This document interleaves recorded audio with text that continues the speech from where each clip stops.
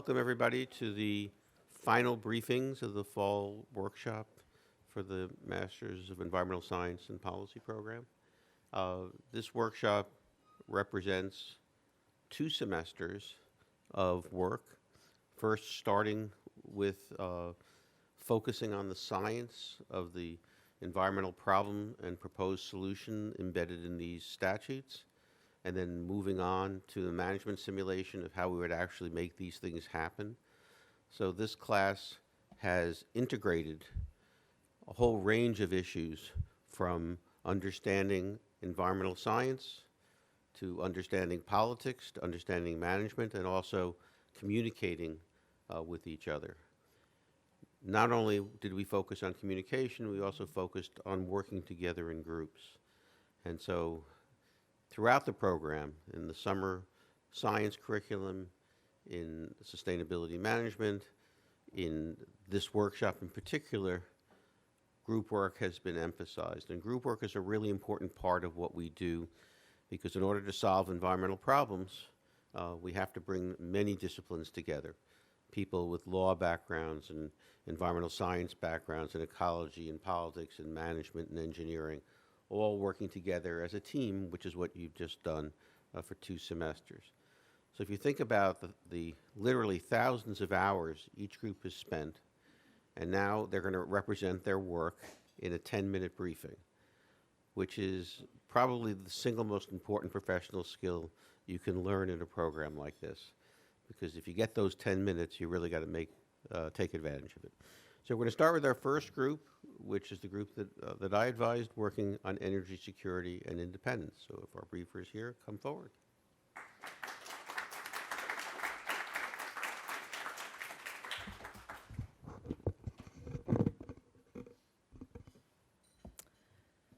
Good morning. My name is Katiana Wardana, and I'll be presenting on behalf of the Energy Security and Independence Act of 2022 workshop team today. I would like to say a special thank you to our advisor, Professor Cohen, my output team, Monty and Holly, our managers, Tal and Brett, and the rest of the team for their hard work this semester. For today's agenda, I will go through the environmental problem that the bill aims to address, provide a short overview of the bill, our proposed first-year program design, the performance management system to measure the success of the programs, key accomplishments. Lastly, I will complete the presentation with some key takeaways. Anthropogenic climate change, driven largely by our burning of fossil fuels for energy, is one of the most defining crises facing our world today. Climate change has wide-ranging implications on the Earth's natural ecosystems that are vital for human welfare and survival. In the western United States, the Earth's warming climate has made drought about 40% more severe, making it the region's driest stretch since 800 AD. This has led to water shortages and increased pressures on farmers. Acreage burned by wildfires more than doubled between 1990 and 2010. And as we move to the east, climate change also worsens the intensity of tropical storms that can lead to the dislocation of many vulnerable communities. Furthermore, climate change exacerbates existing socioeconomic inequities in the United States. Currently, low-income households spend roughly 8.1% of their income on energy expenses, which is 3 times the proportion spent by non-low-income households. Furthermore, 1 in 3 households remain unable to meet basic energy needs. And as annual electricity demand continues to grow in the backdrop of climate change, inequities will continue to widen, especially given the challenges that persist the country's energy system and supply chain. Currently, non-renewable energy still makes up a majority of the US energy system, while renewable energy makes up only 12%. In addition, the US renewable energy supply chain is still highly dependent on imports. 80% of solar photovoltaic are shipped from Malaysia, Vietnam, Thailand, and Cambodia. And last year alone, the US also imported more than $4.6 billion worth of major wind turbine components from other countries. Therefore, action is needed to change the status quo. Introduced in the 117th Congress by Senator Bernie Sanders and other Senate Democrats, the Energy Security and Independence Act of 2022 has 3 main goals: to transform the US domestic energy system into 100% renewable energy, to strengthen the entire domestic renewable energy supply chain from components to entire systems, and to support environmental justice communities by reducing energy cost and creating union jobs in the renewable energy sector. Over the course of 10 years, the bill allocates a total fund of $150 billion. A majority of this funding is allocated to the development of a domestic renewable industrial base. $25 million is allocated to setting up a domestic renewable industrial base task force. Additional allocations are channeled to the Weatherization Assistance Program, federal heat pumps and community solar, and a state block grant program for renewable energy supply chain. And it's clear from the bill's focus and funding priorities, the bill has several concurrent goals. In order to do justice to its goals, we've created a strategy behind the program design, launching industry-focused programs that are more long-term and simultaneously prioritizing tasks that create community-focused impact in the medium term. Over the next few slides, we'll be going over a detailed program recommendation for each of these. First, let's talk about the industry-focused programs. In year one, $6 million will be spent towards putting together the domestic renewable energy industrial base task force that functions to oversee the federal allocation of $100 billion and ensure that state-level block grants are used towards areas of the renewable energy supply chain that would lead to the largest public benefit, while supporting the renewable energy workforce transition and upholding principles of fairness and equity per the Justice 40 initiative. The new interagency task force will operate under the White House Office of Domestic Climate Policy and will comprise representatives from relevant federal agencies such as Secretaries of Energy, Transportation, and Labor, as well as experts from the fields of equitable energy, environmental justice, and labor unions. In order to successfully lay the groundwork for a strong industrial base in the United States, a team housed under the Office of Manufacturing and Energy Supply Chain will lead national labs and universities in conducting a study to identify opportunities to convert fossil fuel infrastructure to renewables, assess gaps in the current supply chain, and evaluate the needs for continued funding to further the bill's objectives. The study will culminate into a report to Congress by the Secretary of Energy. Next, to provide federal assistance to renewable energy-based projects proposed by different entities across the United States, a request for proposal process will need to be established. The process will be based on the recommendations of the task force and the Secretary of Energy report to Congress. It will be housed under the Loans Programs Office and staffed with 7 people to manage the grant process. In our identified program sector, we also created a state-level block grant program for renewable energy supply chain, for which an application process for state-level supply chain projects will be created, and this will be housed under the Office of Manufacturing and Energy Supply Chains that will be in charge of screening and approving state-level block grant applications. Now we'll move into the community-focused programs. The federal government is one of the largest energy consumers in the country, managing over 300,000 buildings.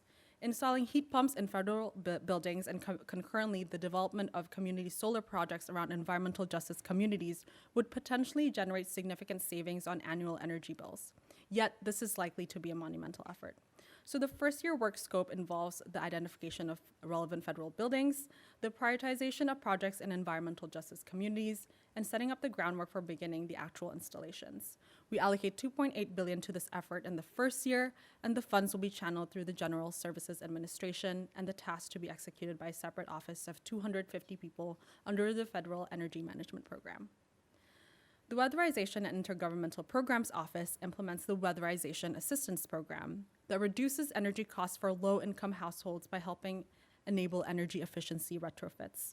We recommend no changes to the existing program and will add on $3 billion to expand the program's budget. Based on the recommendations of Domestic Industrial Base Task Force, a comprehensive workforce development program will be developed to ensure a fair and equitable labor transition to the renewable energy sector. This will include targeted vocational programs, STEM-designated mid-career programs, and the establishment of labor standards as well as just retirement benefits, especially for late-career fossil fuel workers. So in 2023, we have identified 5 key accomplishments: the launch of the Supply Chain Block Grant Application Portal, the launch of the Industrial Base Development RFP Application Portal, the Secretary of Energy report to Congress, beginning the installation of federal building heat pumps and community solar, and lastly, the year-end report on the full program to the President. Our first-year accomplishments are critical and will create the foundation for the next decade. But successfully executing a program as complex and comprehensive as the Energy Security and Independence Act requires a solid reporting framework to gauge progress on the bill's objectives. So a quarterly report is both produced by the Industrial Base Task Force and the Department of Energy to record and track progress of projects. While the task force provides its findings to the White House Office of Domestic Climate Policy, the Department of Energy relays project progress to the Secretary of Energy. Both reporting systems culminate into an annual report for the President overviewing the status of the program. In turn, feedback takes a top-down approach from the President, who creates directives to inspire implementing agents to make continuous improvements to the projects. So in conclusion, ensuring a climate-resilient future in the United States through a reliable domestic renewable energy supply chain requires strong public-private coordination over the next few decades. We believe our proposed community-focused and industry-focused programs will help achieve the bill's goal, that is to realize an equitable future by strengthening the foundations for sustained energy security and independence in the United States. On behalf of our team, we would like to say thank you.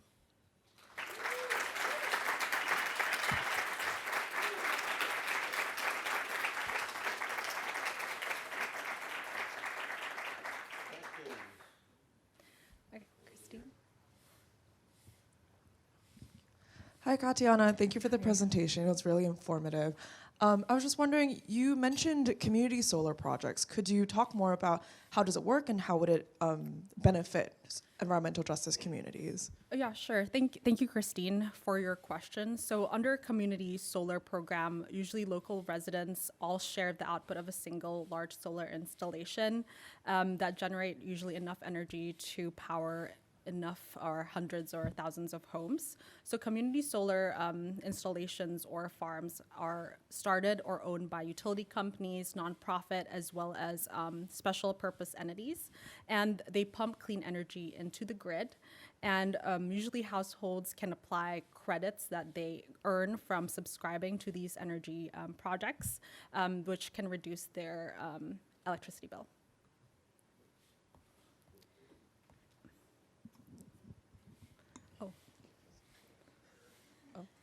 Great presentation, Thank you. Katiana. Thank you. You talked a little bit about the feedback process for the bill's implementation. What will be sort of the ways to measure the success of the program, like the metrics you'll be using or other ways that the program, at least in the first year, your group examined success measurement? Thanks, Haley, for your question. I think the first year program design is very much administrative in nature. Therefore, there won't be any solid metrics or quantitative metrics in order to measure those success.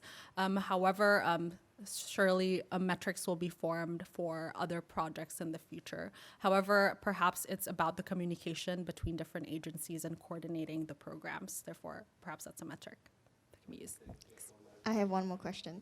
Thank you, Katiana, for the great presentation. You mentioned that in the first year, the goals and the 5 key implementations are going to be critical for the rest of the decade. Could you share a little bit from your perspective, what are some of the potential challenges in implementing these first year program design?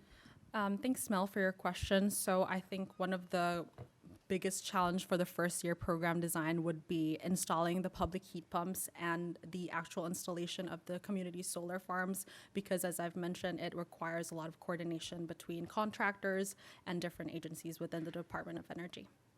Thank you. Thank you very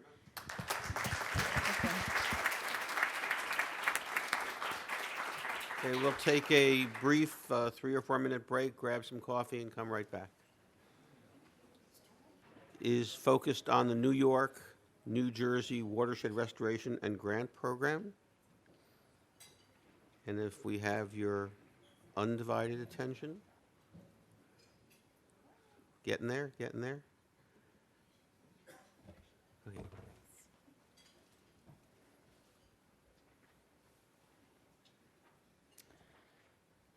Hi everyone, my name is Pauline Josephiak and today I will present the New York, New Jersey Watershed Restoration and Grant Program. So before we start with the presentation, I would like to thank the New York, New Jersey Watershed team, as you can all see on this picture, pictures. We spent countless hours reading, reviewing, analyzing, discussing this program during the summer and the fall semesters. And also a special thanks to our faculty advisor, Lloyd Cass, who guided us during the fall semester on the implementation of this program. So first, starting with some introduction about the New York, New Jersey watershed. This watershed is of social, economic, and ecological importance for the entire region. It is home to 15 million people, but also to many endangered species, such as the short-nosed sturgeon or the American eel. It is also a true economic engine for the region, thanks to tourism, fishing, and recreational activities that generate close to $61 billion in revenue annually. The New York, New Jersey watershed is located across the New York and New Jersey states, but also crosses Vermont and Massachusetts. The watershed is composed of 7 individual watersheds, all identified on this map, which are all flowing into the New York, New Jersey harbor. Each watershed is facing issues on its own. For instance, the Passaic and Hackensack rivers are facing pollutants contamination, while the Mohawk River has been suffering from flooding events for many years. We can group these various threats to the watershed into 4 key categories of issues and their related solutions. So first, we have water pollution and water quality that needs to be improved and maintained. Habitat loss, which needs to be restored. Climate change-related events where nature-based solution can be used to prevent flooding, for example.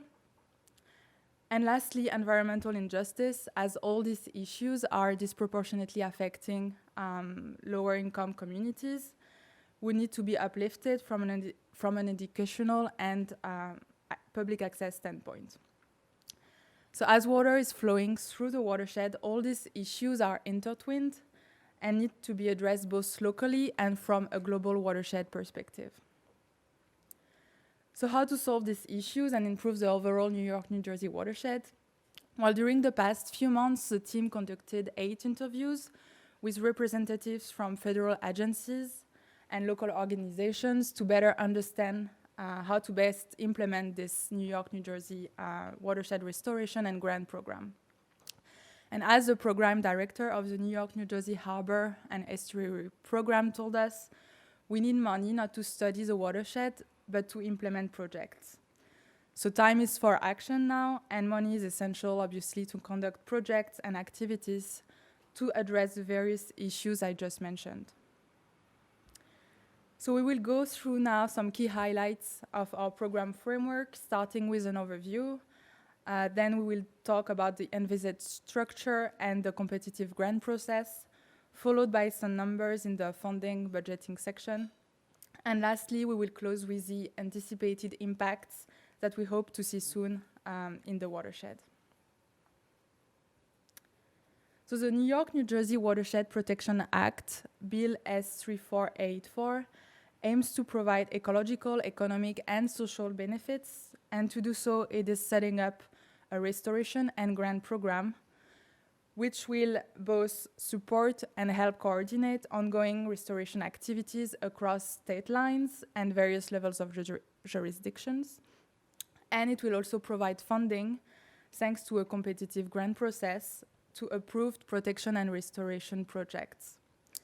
To do so, $50 million will be appropriated for each fiscal year during a 5-year period. So this federal funding aims to create a centrally managed framework to help align existing projects across the 4 goals I just mentioned. Currently, the existing structure is a bit disjointed, as it is composed of 7 individual watersheds that are all managed by separate organizations, which can lack coordination.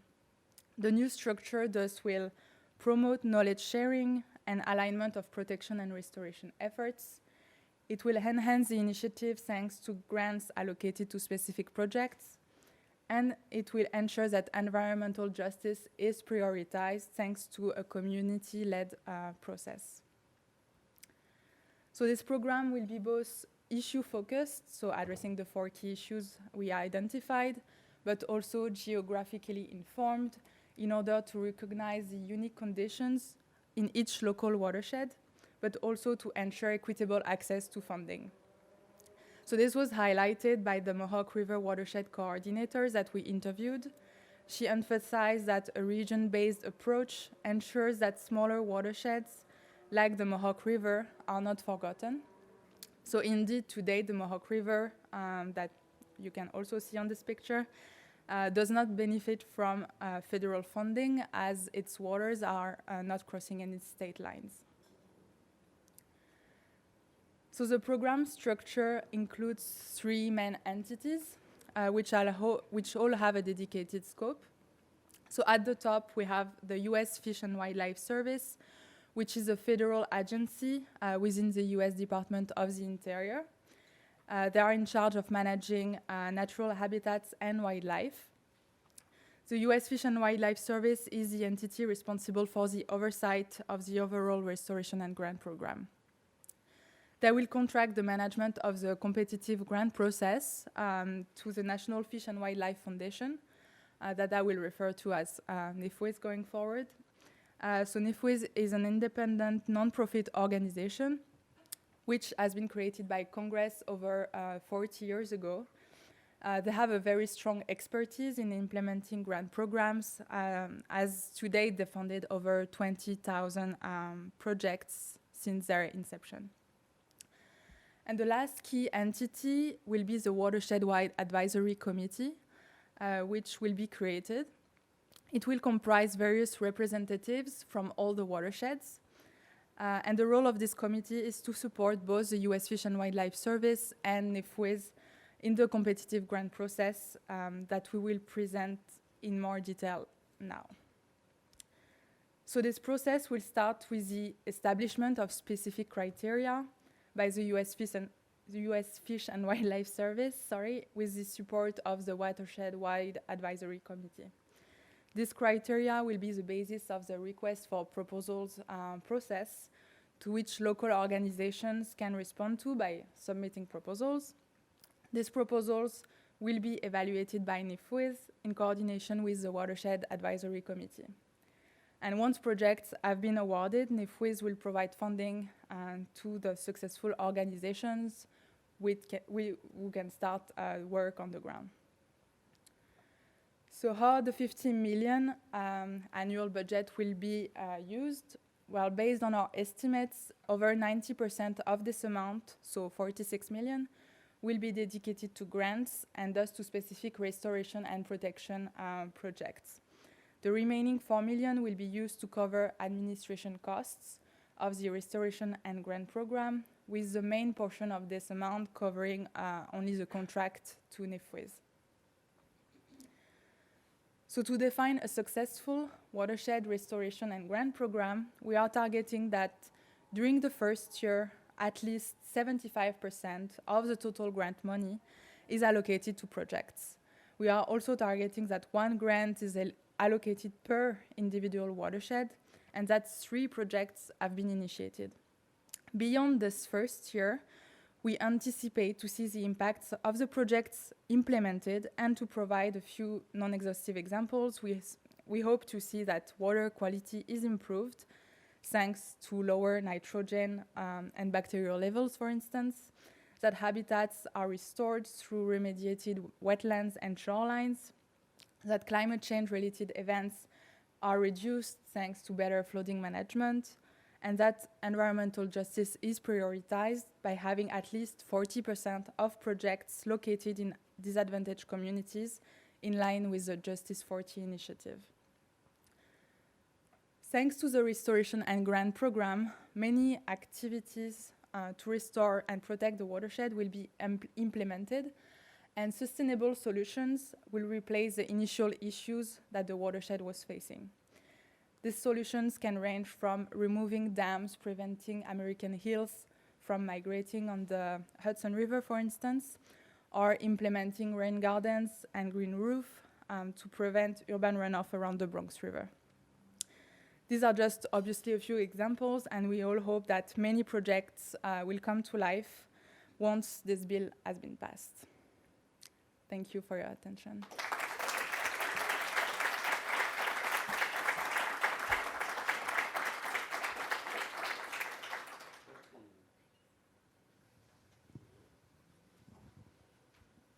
So, Pauline, congratulations to you, your team. It's a very interesting presentation.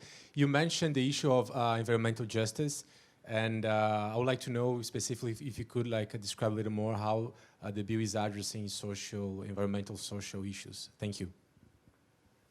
Thanks. So, as I mentioned, we hope that 40% of the project, that's one of the key target performance, that 40% of the projects will be located in disadvantaged communities. And the specificity of this bill is that they are specifically mentioning environmental injustice. The fact also that you have knowledge sharing and local organizations involved on the ground means that environmental injustice also can be tackled thanks to those organizations that are specifically working on these issues. And also one additional point, so this program was crafted based on another, taking an example of another one, which is the Delaware restoration program. For instance, the Delaware program was mainly focused on endangered species and wildlife. So this bill is very different in terms of it's specifically addressing environmental injustice issues.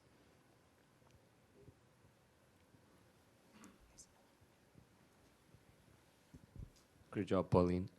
Do you see any friction between the local groups that have had to give their authority over to NIFWIF because they used to be in charge and now it's going to be centralized under NIFWIF? So they will still be in charge because they will be the one, local organization will submit proposals and they will manage their own projects. Also, you will have some representatives from those organizations in the advisory committees that will work in collaboration with NIFWIS. So hopefully it will work out. Pauline, thank you for a really well done and informative presentation. I wanted to ask, can you speak a little bit more about how you'll be measuring the success of this bill over the long term?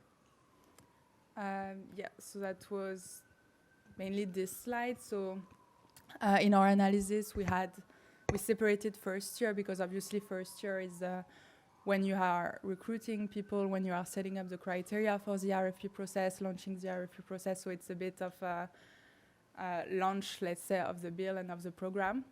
So for the first year, we are targeting that not the entire money allocated is actually going to be used, but that at least 75% of this money is used. That we have 1 grant per watershed, so there are 7 watersheds, so that's 7. And at least 3 projects have started. And then beyond the first year, that's when we want to see the actual impacts of all the projects. So addressing the 4 issues, which are water quality, habitat loss, climate change, and environmental injustice. Thank you very much. Okay, 2 excellent presentations. Let's take a brief break and then we'll take our third one. Focus on the Tribal Wildlife Corridors Act, which is a very interesting piece of legislation. And if we're ready, why don't we begin?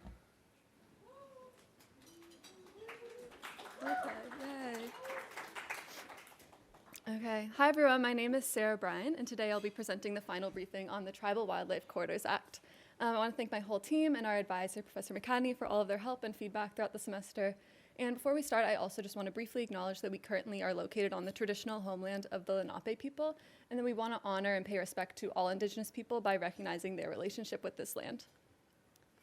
So today we're going to talk about 4 things. First, we'll go over the current status of wildlife conservation in the United States. Then we'll talk about what the Tribal Wildlife Corridors Act proposes, and then the program design and the implementation plan that our team have created. So first is the current status of wildlife conservation in the United States. And our team has identified 3 main issues to conservation that we want to focus on today, and those are habitat fragmentation, biodiversity loss, and inadequate tribal land management. So habitat fragmentation is the process through which large habitats are broken down into smaller pieces that are divided by uninhabitable land, and that decreases the ability of species to move to find resources such as food and water, to find appropriate mates, and to seasonally migrate, all of which decrease the ability of a species to survive, grow, and reproduce. This makes habitat loss and degradation the leading cause of global biodiversity loss, which is really important for human populations because we rely on these diverse species for ecosystem services, for our livelihoods, and because a lot of species hold special cultural importance to different indigenous groups. In the United States, indigenous tribes are also uniquely impacted by habitat fragmentation because they historically have been displaced onto scattered reservation land, and they've not received adequate federal funding to manage this land for conservation purposes. With over 56 million acres of Native American reservation land that's home to many species of conservation concern, this lack of federal funding is an environmental, social, and political concern. So one potential solution that addresses all three of these issues is creating tribal wildlife corridors. A wildlife corridor is an area of land that connects two habitat fragments together and allows species to safely move and migrate between habitats. By creating wildlife corridors on tribal land specifically, we can ensure that Native Americans are included in the nation's conservation priorities and that they're being funded appropriately. So one example of a place where we've seen the positive impact that a tribal wildlife corridor can have is with the Santa Ana Pueblo. This is a Native American tribe that lives on a 79,000 acre reservation in New Mexico, and their land had been really severely degraded through overhunting, overgrazing, and just general mismanagement that led to the loss of many native species as well as some culturally important species such as the pronghorn pictured here. The governor of the Santa Ana Pueblo described this as not only an environmental issue, but as a threat to their cultural integrity. So in response, they embarked on an ambitious plan to improve and restore their habitat. And this involved creating a Department of Natural Resources, conducting extensive scientific research and educational outreach, and adopting policies that specifically address the issues facing their community. And through all of these efforts, they were able to restore their habitat, successfully reintroduce the pronghorn, and their land now acts as part of a larger wildlife corridor that is along the migration pathway of many different species such as bear, deer, elk, and cougar. However, they've stated that there still is a lot more work to be done and that their work could really positively benefit from increased federal funding. And this story acts as an example of the impact that conservation projects on Native American land can have, as well as the need for increased funding to support these efforts. So to address this need, the Tribal Wildlife Corridors Act was proposed in Congress, and we want to look at what exactly this bill sets out to do. So the policy objective of the Tribal Wildlife Corridors Act is to increase habitat connectivity through the creation of tribal wildlife corridors by increasing federal funding and technical assistance directed towards Native American tribes. This has had a lot of support from different Native American groups, such as the Santa Ana Pueblo, but the bill is currently stalled in Congress, and past attempts to enact similar legislation have failed. So the bill mandates two specific processes. The first is the Tribal Wildlife Corridor designation process. So tribes can submit their land to be designated as a tribal wildlife corridor, which provides tribes with access to technical assistance from the Department of the Interior and requires that the DOI must consult with them on how to best improve and expand their corridors.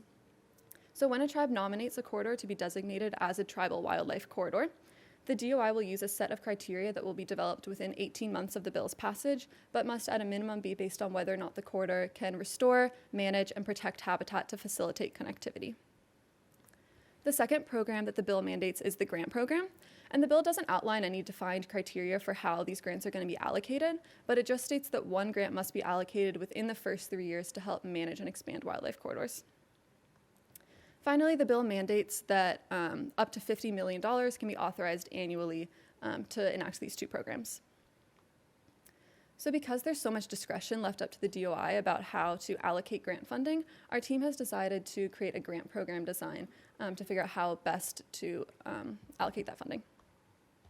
So the grant program design that we have created prioritizes habitat quality. This means that grants will be allocated based on the ecological benefit that each potential corridor could provide, and we'll be targeting those areas with the greatest habitat fragmentation that can impact the greatest number of species, with a particular emphasis on species of cultural importance to different Native American groups.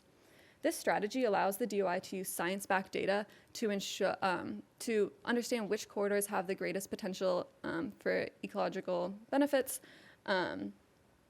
and will ensure that grant funding is allocated appropriately. So what exactly does this plan look like in implementation? Our team has developed a year 1 implementation plan for the year after the bill is passed, where months 1 through 6 really focus on recruiting and training program staff. This includes a program director who will be an existing employee within the Department of the Interior who will oversee program development and implementation. We'll also be hiring a program manager who will manage administrative tasks and the corridor designation process, and a grant manager to manage the grant program. We also will be creating a technical advisory group, which is a group of leaders from NGOs, academia, and other scientific organizations who are experts in areas such as landscape ecology, wildlife biology, and indigenous traditional ecological knowledge. And they will be providing their expertise to help us develop the criteria that will be used to designate corridors as tribal wildlife corridors and to allocate the grant funding. Months 7 through 9 of year 1 will focus on creating a longer-term work plan for the first 3 years of the bill, conducting outreach to the Bureau of Indian Affairs regional offices to establish relationships with the staff there, and developing outreach materials such as a program website to inform tribes of this program and how they can best benefit from it. Months 10 through 12 will focus on developing that criteria for the designation process and for the grant program, and this will involve a lot of different tribal outreach efforts, such as creating a request for information and hiring a team of external contractors to talk directly with tribes to get their feedback on the program. So what this looks like for our year 1 budget, the majority of the funding will be going towards staffing and for that hiring the team of external contractors to do that tribal outreach. And there will also be some funding for travel to the regional BIA offices, funding for the technical advisory group to have a meeting, as well as general and administrative costs associated with hiring or other such things. And this will come out to about $537,000. We also think it's important to look at future years of the program. So in year 2, the emphasis will really be on getting corridors designated as tribal wildlife corridors and continuing to develop the criteria for the grant program. While in year 3 and beyond, we'll start using the full $50 million authorized each year. And the emphasis will be on getting the grant funding out the door, getting tribes access to technical assistance, and making sure that they can actually fulfill the policy objective of the Act. So the key takeaways today are that this bill addresses the issues of habitat fragmentation, biodiversity loss, and inadequate tribal land management by filling the conservation funding gap on Native American tribal land to create tribal wildlife corridors. The program design that we have created to fulfill this policy objective prioritizes those corridors with the greatest potential ecological benefits. And within the first year, we're going to be focusing on hiring staff, conducting tribal outreach, and beginning to develop the criteria for these 2 programs. So thank you all for listening. Any questions?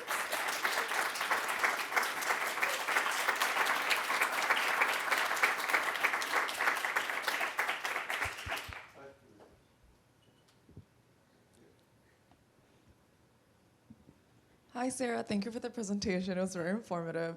I was just wondering, your team has decided to develop the grant program over quite a number of years, which I think is quite different from many of the other teams. So I was just wondering, why have you guys chosen to do that, and what explicit benefit is there in taking so much time? Yeah, so the bill kind of mandates that timeline. So it's 18 months where they have to create the criteria for corridor designation, and then it says that a grant just has to be given out within the first 3 years. So that's kind of the timeline that we were working on. And the bill is also really specific about wanting to include a lot of tribal consultation. And so we want to make sure that we're developing this grant program with adequate time to consult with tribes, get their feedback, and make sure that the program is actually going to benefit them and be more of a bottom-up approach rather than top-down. So we decided to kind of expand the timeline a little bit more to make sure we could do that. Thank you for your presentation, Sarah. You talked about combining 2 different types of metrics for the grants, like having a science-based approach as well as looking at species that are more important to Native people. I was wondering if you think that the science-based approach could ever be at odds with indigenous knowledge systems, and how the grant would, how this would respond to that. Yeah, we definitely have considered that possibility. The way that we kind of came to this quality-based program design is because we wanted to be able to use quantitative measures and like science-backed measurements of in order to understand what the greatest potential ecological benefit is going to be. And so we want to kind of like harder quantitative measures that we could use. The culturally important species are more of a qualitative measure that I think will be kind of taken as a secondary consideration in the grant application process, and tribes will have to explain in their applications why this is so important to them and what it means for their cultural integrity. So I think it's more of like a secondary part to it. But that's also something that will be a part of the tribal consultation that happens in those first 3 years, is what is important to tribes to include in this application and how can we best kind of manage those two conflicting thoughts. Yeah. Thanks for a fantastic presentation, Sarah. I had a question about the designation of the corridors. What goes into that, and what about a piece of land makes it able to be designated as a corridor? Yeah, so the criteria for that is also pretty limited in the bill, and so they'll develop that at the beginning of the program. What the bill lays out is that a corridor has to have the possibility to restore and manage land to facilitate connectivity, and that you'll be prohibiting the creation of any barriers to that.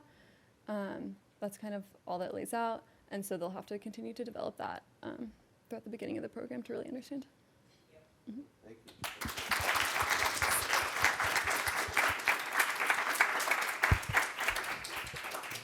So an entirely appropriate presentation today because in Washington, President Biden is holding a national tribal summit for the first time since 2016. None of them ever took place during the previous administration because of COVID. There wasn't one last year, but now this is reconvening. So interesting to hear this in sync with what's actually going on in the real world. Let's take another brief break and then we'll resume. And so we have some sympathy for them, but in any case, this briefing will be focused on Recovering America's Wildlife Act of 2022. And we have a nice photo on the cover of the briefing, so let's begin.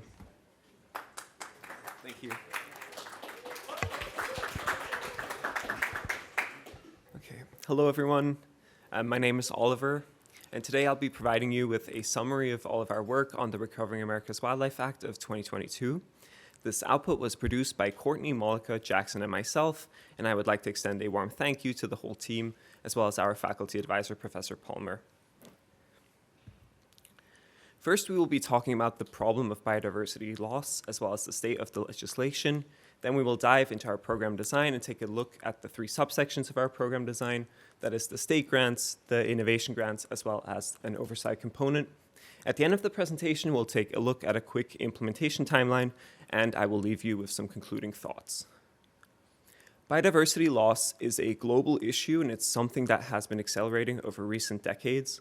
On the left-hand side of the slide, you can see the IUCN Red List, and the IUCN Red List is a measure of the total amount of endangered species globally, and this number has been rising dramatically over recent decades. Now, the number of endangered species isn't the only metric we can look at to look at biodiversity loss. Another metric we can consider is total population sizes.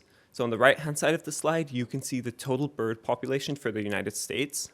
And that number was estimated to be 10 billion in the year 1970.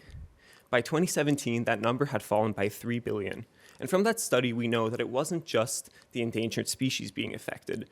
Population decline affected species across the spectrum. Now, let's take a look at a species that was particularly impacted by some of these trends. This here is the Carolina northern flying squirrel. And the flying squirrel was listed on the endangered species list in 1985. And it can be found in North Carolina, Tennessee, and Virginia. Its population decline was can primarily be attributed to habitat loss that occurred due to logging, as well as subsequent forest fires. Now, you might be thinking to yourself, what do I care about this squirrel? We've got plenty of squirrels here in New York. However, that would be overly simplistic, and that's because the flying squirrel is essential to the old-growth forests that it lives in. And through its contributions to that ecosystem, it helps prevent floods, soil erosion, and supports a whole list of other benefits that old-growth forests provide to us humans. Now, as an added benefit, the flying squirrel also distributes truffle spores, and that makes it essential to the truffle industry in North Carolina. Now, issues that are faced by species just like the flying squirrel are exactly the kind of problems that the Recovering America's Wildlife Act is trying to address. This act provides an additional $1.6 billion in annual conservation funding, and the act has three bills. It has three titles. Title I amends and provides additional funding for the Pittman-Robertson Wildlife Act of 1937. Title II provides additional funding to tribes for them to spend on conservation, and Title III provides funding for species that are listed under the Endangered Species Act of 1973. Our program design will be focusing entirely on Title I, and that's because that's where the bulk of the funding is, and that's also the part of the bill that allows for the most flexibility in terms of program design. Now, this bill isn't some academic experiment. This is a real bill that passed the House with bipartisan support. And it was introduced to the Senate recently. However, at the moment, there has been no vote scheduled. Now, admittedly, its prospects looked a bit better a few months ago. However, when we spoke to people from the U.S. Fish and Wildlife Service, they told us that they already shifted considerable resources to the passing of this bill. So that gives you some sense that at least the government agencies think that there's a reasonable chance that this bill will pass. Now, let's move on to our program design.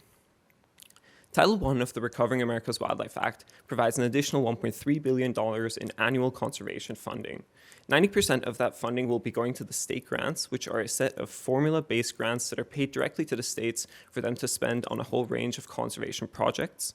The other 10% go to innovation grants, which are a set of grants that are allocated through a competitive allocation program or process and are given to innovative conservation projects. Now, responsible for the state grants is the Secretary of the Interior, and the Secretary of the Interior will be supported for this process by an office at the U.S. Fish and Wildlife Service that we are calling the Wildlife Conservation and Restoration Program. The innovation grants will be distributed by a review committee that is set by the legislation, and which will be supported by another office at the U.S. Fish and Wildlife Service called the Office of Innovation Grants. Both of these offices are supported in terms of oversight and auditing by an oversight committee. Now, let's take a closer look at the state grants. The state grants are distributed by the Wildlife Conservation and Restoration Program, which will be staffed by 7 members. They will have 1 supervisor, 5 grant associates, and an administrative officer, and together they will distribute $1.2 billion in annual funding with an administrative budget of $1.8 million. The goals for this office are that they are able to distribute all those funds by the end of the year, and also they will be subject to a financial audit. So let's take a look at a species that could be impacted by these state grants. This here is the Houston toad, and the Houston toad is a species that was listed on the endangered species list in the 1970s, and its population decline is primarily attributable to land use changes that happened in and around the Houston region in Texas. Now, today, the Houston toad is still endangered, and that's because it has been consistently underfunded. Now, that's exactly where the state grants would come in. The state grants would provide states like Texas additional funding that they could spend on species just like the Houston toad. Let's move on to the innovation grants. The distribution of the innovation grants is supported by the Office of Innovation Grants at the U.S. Fish and Wildlife Service. This office will have 1 supervisor, 3 data analysts, 2 administrative officers, and a communications officer, and they will distribute $130 million in annual funding with an administrative budget of $2.6 million. The key metrics of success for this office are the number of applications that they're able to draw in, as well as the number of grants that they are able to distribute by the end of the year, as well as how successful those grants are in terms of their overall and long-term conservation impact.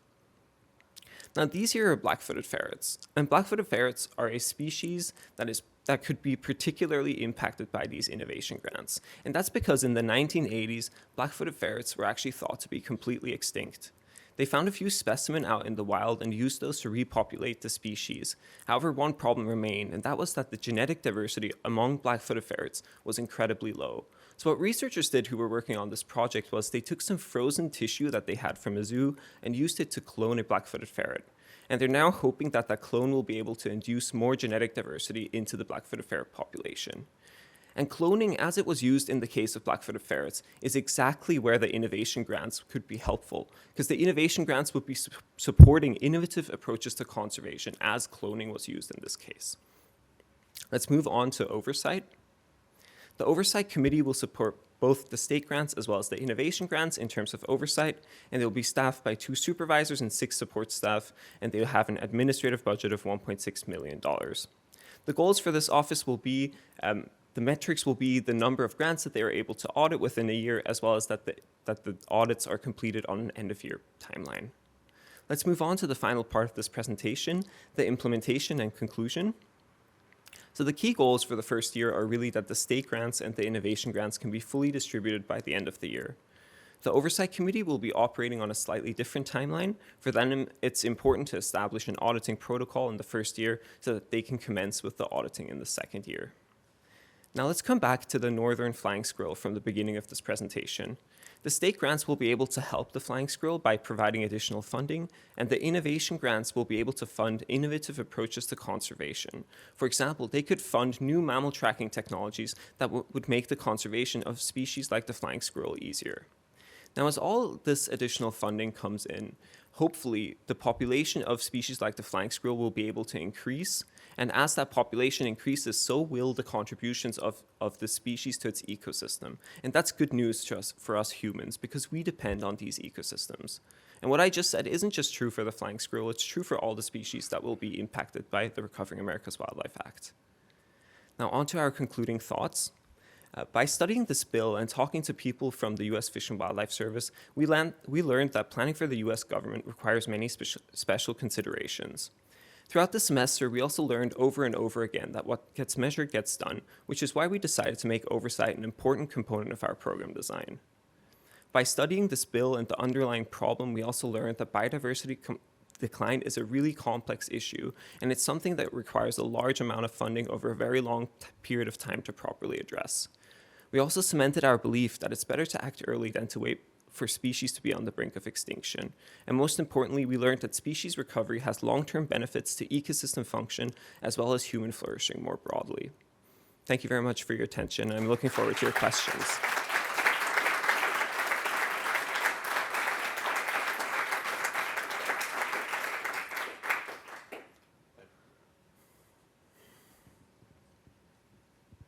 Awesome job, Oliver.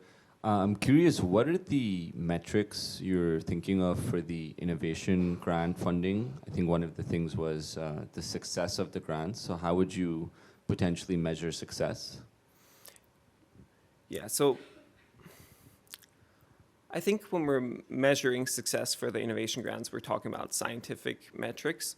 So the distribution will be done by a review committee, which will be supported by a set of academic scientists, which will provide them with guidance. But in terms of their long-term impact, I think you would be looking at how well the particular project affects the species that is being impacted. For example, like if we're looking at mammal tracking technologies for a species like the flying squirrel, you'd want to look at how well it works for the flying squirrel. But because these grants aren't meant to be just targeted at one species, you also want to see how well that works for other species. So maybe you would also look at the kind of spillovers that these projects have and whether they're actually able to improve other projects as well.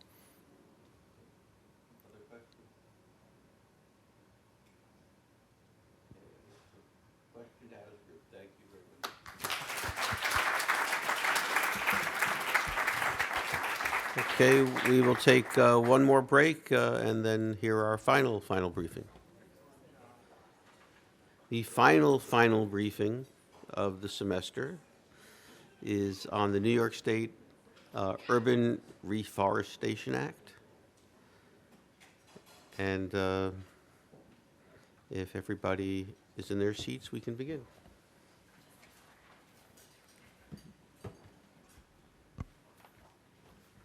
Good morning, everyone. I'm Kasturi Thorat, and I'm here to present the fall final briefing for the Urban Reforestation Act workshop.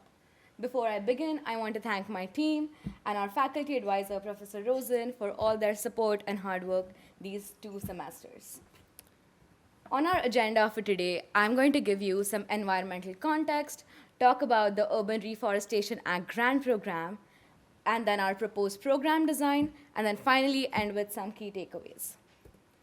91% of New York State residents live in cities, and this urban development has disrupted multiple natural systems. The first system that has been disrupted is that of temperature regulation, causing urban heat island effects. Urban heat islands are areas where temperatures are significantly hotter than vegetated areas surrounding it. Second system that has been disrupted is that of water drainage. Impermeable urban surfaces have led to increasing stormwater runoff. And thirdly, there's also been increasing loss of biodiversity and disruption of natural habitats. And all of this is in addition to increasing vulnerabilities to climate change. This has also led to multiple health and socioeconomic risks for 18 million residents living in urban areas of New York State. Due to historical deforestation and land use change, we have lost essential vegetation, which provides a nature-based solution to reduce the impact of these natural system disruptions. So what does the Urban Reforestation Act do? The Urban Reforestation Act is a New York State bill. It was introduced in March of 2022 by New York State Assembly member Karen McMeehan. It creates a funding stream for urban forestry by taxing billboards visible from highways $1,000 annually. It also addresses the lack of consistency of previous reforestation projects. Previous efforts, such as the Million Trees, lack the long-term commitment needed to reap the benefits of trees. And the URA also adds a competitive grant program in the Department of Environmental Conservation. To fill in existing gaps and improve urban forestry, our program has three major goals. First is expanding urban canopy. This includes survival of old trees and also the survival of newly planted trees. Our second goal is ameliorating urban impacts. This means reducing the severity of the environmental problems I mentioned earlier in urban areas. And thirdly, we also want to develop an urban forestry workforce. Our bill mandates that our funding is split into two main funds, one for New York State and one for New York City. The bill has the potential to generate $1.45 million annually. However, the New York State fund will be split into 10% for administrative costs, 40% for grants by need and merit, and 50% for grants by population density. The bill does not mandate anything for the New York City, but we recommend that this is also split into 10% for admin costs and 90% for grants. As you can see, the 10% in both of these funds have dictated our major program design decisions. So now let's dive into our implementation plan. Before I begin, it is important to note that the DEC has a robust existing grants framework for urban reforestation. However, this program has some challenges. And we have designed our principles and solution components to tackle each of these challenges correspondingly. With the new URA program, there's a possibility that there could be lack of collaboration in and with other forestry projects. And to tackle that, we plan to hire a full-time environmental program specialist to share information. The second challenge is that adding a new program could also cause work duplication and information silos. And to deal with this, we pool resources by creating joint working groups. Joint working groups will be assembled by our environmental program specialist, and they will be made of subject matter experts. And thirdly, there's also a shortage of skilled urban forestry workers. And to deal with that, we will enhance our existing assets and add a new grant award to hire urban forestry workers. Now let's dive into each of these in detail. Our first solution component is our environmental program specialist. Our specialist will be based in the Department of Environmental Conservation, DEC, in the Office of Natural Resources, where they will be responsible for forming our joint working groups, convening and managing these groups, administering grant awards, and coordinating with our audit team. This person will be responsible for increasing collaborative effort across urban forestry grant programs in the state. Our second component is creating a collaborative workflow. As you can see, our workflow is divided into two main parts. One is billboard taxation by the Department of Transportation. The second component is grant administration by the Department of Environmental Conservation. As you can see, step 2 involves application definition and scoring. Step 3 will be grant disbursement, and step 4 will be result sharing and performance management. As you can see, in step 2 and step 4, we have our joint working groups, which will increase collaboration and pool resources. Our third component is adding a new grant program. As I said earlier, the DEC already has existing grant programs for tree inventory, community forest management plan, tree planting, and tree maintenance. To this, we are adding a new grant program called the Urban Forestry Workforce, from where the funds will be used for developing and hiring urban forestry workers. To ensure that all these three components are set up for success, in our first year, we have 4 key tasks. First, in our first quarter, we will hire our environmental program specialist. In our second quarter, this specialist will form the joint working groups and our applications will begin. In our third quarter, our applications close, and quarter 4 is when our grant awardees will be announced. Once this is set up, in the following years, we will ensure success by maximizing the use of existing reporting frameworks, maintain reporting integrity through periodic updates from documents such as budget plans, tree inventories, staffing plans, and then finally verifying the work done by professional foresters. So today, based on our URA implementation plan, I want to leave you with 3 key takeaways. First is that the URA enhances existing urban forestry efforts in New York State by taxing billboards.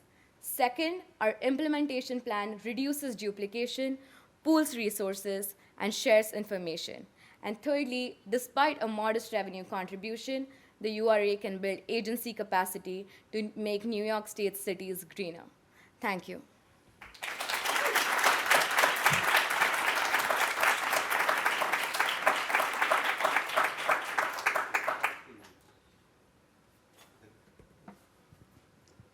Hi, thanks for the presentation. I have a question about the grants. So you mentioned there are 2 types of grants, grants by density of population and grants by merit. Mm-hmm. So I was wondering what are the criteria for the grants by merit? How is it going to be defined? So for example, to give you context, for example, Buffalo has had historical tree diseases. So if Buffalo submits an application, then a need or merit for them would be that they have had previous blights, and to deal with that, they need more money. So that's an example of a need. And if in the future Buffalo does good, then their reports will be reviewed, and then that would be kind of the merit side of it. Was that clear?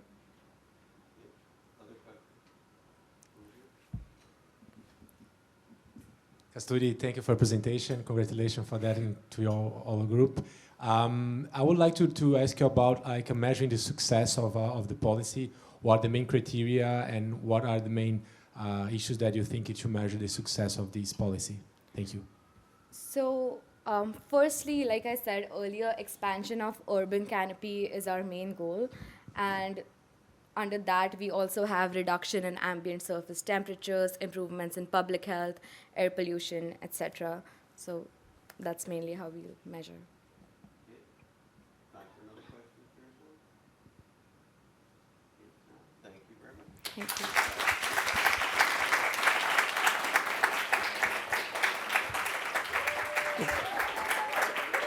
Okay, so let's start by giving applause to all of the presenters and all the groups.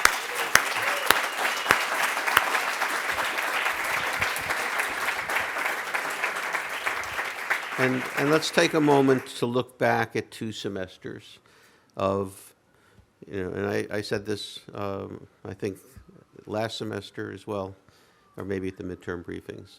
Think about how much you knew about these issues the Wednesday after Memorial Day when we started these projects, and how much more depth you have, which is basically due to learning by doing.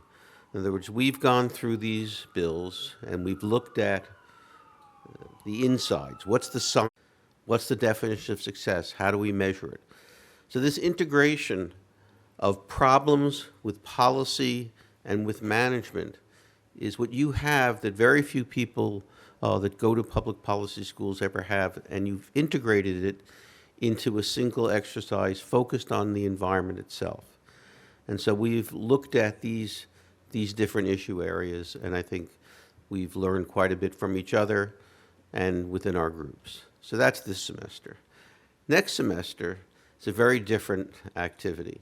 First of all, we don't get big ideas. We get small projects from agencies that are themselves trying to move away from the problem. So we're still in the process of identifying those clients and those projects based on the survey that you did. And then the exercise is very different. Each week we gave you an output and defined for you how to approach these problems. That doesn't happen next semester. You design it, you define it with a client who will have very strong ideas about how it's done. And there'll be limits to what you can look at and to what's feasible based on what your client is interested in. And this is much more like the way the real world functions.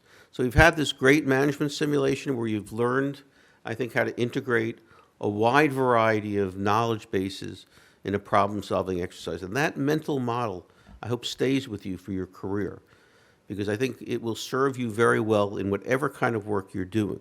How do I get from this big abstract problem and policy down to something that is actually measurable in the real world? And so you've now done that, and it's the experience that, frankly, only people with a few decades of experience doing this get at the level that you've just got. And now in the spring, we go back to doing the work that policy analysts and management analysts do when they get out of graduate school, which is focused on these problems. So I want to congratulate you on what you've just demonstrated really magnificently you've already learned. And this really is a great accomplishment. I really want you to step back and think about it as a group, and think about it in your own teams and then individually. How much have I learned, and what do I know now that I didn't know before? And one of the things about a learning by doing exercise is very often you don't know how much you know until the next time you try. And you'll have some opportunity in the spring, but it won't be at this level. So again, congratulations, and looking forward to reading these final reports now.